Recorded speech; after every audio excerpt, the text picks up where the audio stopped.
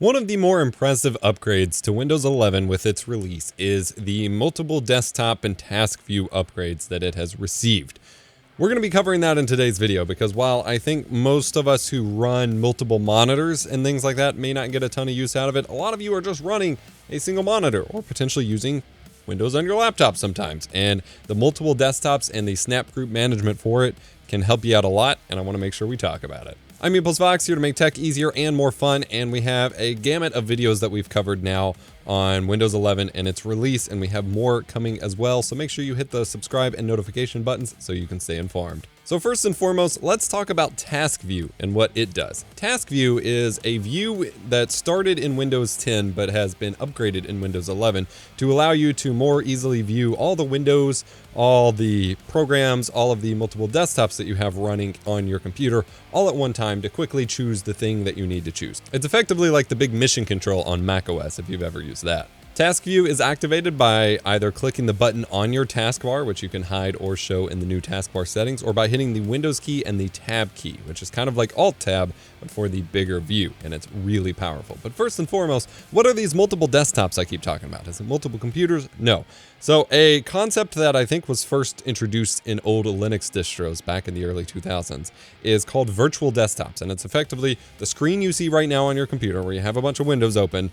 You can create multiple virtual versions of that, so you don't need multiple physical monitors. You can basically fake having multiple monitors and then quickly switch between them, which allows you to have separate programs open, separate instances of programs open, or separate layouts of your windows that you can quickly switch between without having it all jumbled on one desktop. And this new version also lets you keep those applications separate from virtual desktop to virtual desktop. So for example, I can have Explorer, Chrome, Notepad, OBS, and something else open on Virtual Desktop 1, but if I switch over to Virtual Desktop 2, I have the option of setting it so that I might as well not have those programs open. I don't see them on that virtual desktop. Now you have the option of switching between it in case you want to see all your open programs, but separating out your workflows there are pretty cool because this is super powerful for separating out your workflows. So you can have a virtual desktop that's for gaming, virtual desktop that's for homework, virtual desktop that's for, email responding, and then keep your kind of workflows separate. Even more powerful are the tools that they give you to actually kind of separate them out and more kind of power up your workflow. And you can do that by creating and managing multiple desktops. So to make a new one, click the Task View button, and then next to your little virtual desktop that appears at the bottom, you can click to make a new one, and you can make pretty much as many of these as you want, which is pretty crazy. Then you can click them to switch between them or use the Windows Tab key to navigate it and so on. However, you can rename them as well to help make it more easy to figure out which one is which. So I can right click, rename it, and call one gaming, work, homework, photo editing, and have separate workspaces effectively for each of those tasks. Even more, I can actually change the background of them so they can all have separate different wallpapers. So say when I'm photo editing, I just want like a neutral gray background to just be distraction free. Whereas on the gaming one, I want my cool gaming wallpaper or something like that. You can separate them out from there, and you can organize the order by changing which one goes where, moving them left to right so that you can keep them in the exact order that you want to use them in. All of this is done by right-clicking the virtual desktops at the bottom of the screen. From there, you can start to move your snap groups and your windows between desktops. If you're not familiar with snap groups are, we have a whole separate video covering the new Windows snapping upgrades and things like that, so I highly recommend checking it out. It'll be in the playlist link below. But effectively, snap groups are groups of windows that already have a predetermined layout that you have set up. So for example, I can set it up to where my Discord is taking up a sliver of the screen over here, and then Notepad is a corner of the screen, and Chrome is a bigger chunk of the screen, and that can be grouped together as a snap group because that's a set layout of windows. And then if I open up a different window, say File Explorer or something, I can switch between that window and the entire grouping of the other windows.